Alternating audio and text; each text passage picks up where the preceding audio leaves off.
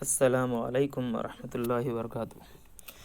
प्यारे बच्चों, आज हम 1 से लेकर 10 तक इन दसों को अल्फाज में लिखने का तरीका सीखेंगे। सबसे पहले है 1, तो इसको अल्फाज में इस तरह लिखेंगे 1। ठीक, यह है 2, अल्फाज में इस तरह लिखेंगे द व 2।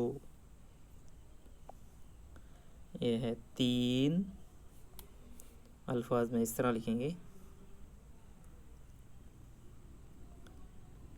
3। अब है 4,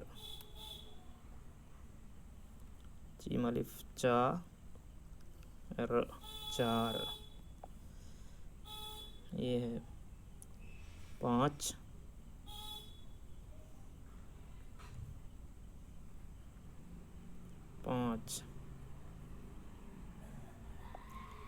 ये है 6,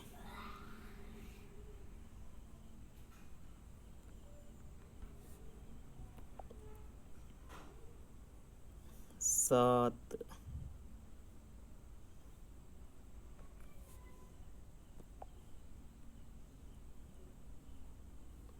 8,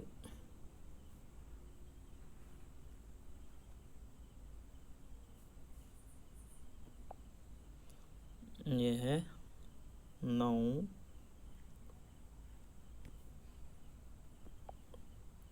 ये है 10।